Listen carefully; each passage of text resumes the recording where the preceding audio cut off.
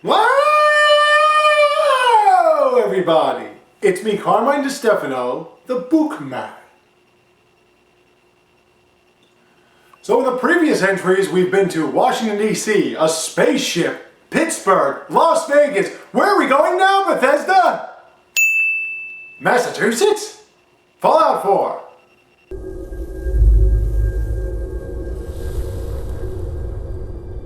Have there been significant improvements? Well, let's take a look at it together, shall we? War. Ooh, let me guess, never changes? War never changes. We're in a certain time, following certain wars, where certain bombs were used, but now atomic energy has been utilized for better means. That is, of course, until... Oh my god! A bomb? You get sent to this new vault, where your wife and son are... No, I've got him. Let the boy go. Whoa, where are you taking my kid? The fuck did you shoot my wife? Escaping the vault, you find out that it is 200 years after the bombing incident. You then run into... Hey, boy. What are you doing out here all by yourself? Hey, doggy. With said dog, you now are on your own, figuring out exactly what you want to do in order to find your son. And that's pretty much it. So what do I think of this game? It seems more Elder Scrolls Online than it does Fallout, but that's not bad. There are a lot of elements that I have not seen in any of the Fallout games that I've played, and I've only played a few versions of the third, really. The crafting stations, the workbenches, yeah, they were there, but they were not as thorough or as in-depth as this one. Picking up items, harvesting materials, this is all new in the sense that it was not an integral part of the first game. Right away you get good weapons, you get good gear, so we're looking at some pretty heavy-duty enemies coming ahead. Although Bethesda seems to have enhanced what they usually do with Fallout, they still have not figured out how to make people in games look more human.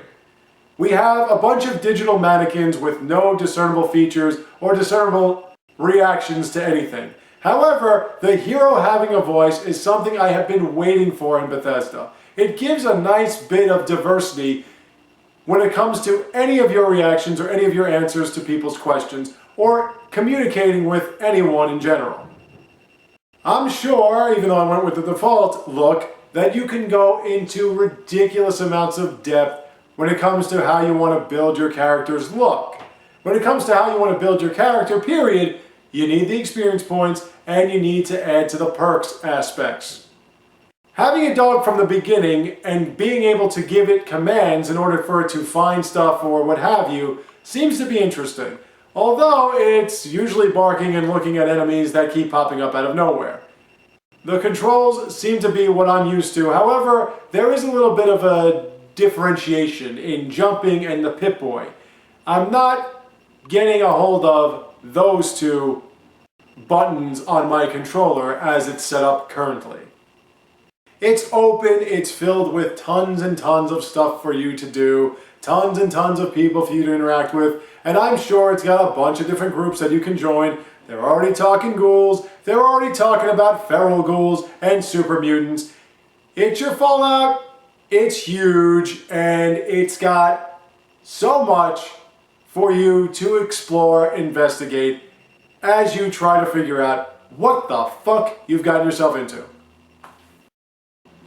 Overall, if you're the type that's not really into role-playing games or building characters, no, you don't want any part of this. But if you have any interest in first-person shooters or third-person shooters with the opportunity to do whatever the fuck you feel like at any pace you want, this is your sign of hand.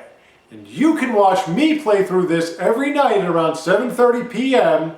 on twitch.tv/CDTheBookman, where you, the viewer, tell me, the player, exactly what to do from beginning to end. And thank you all for watching. I have more for you soon to come, so stay tuned, take care, and have a great day.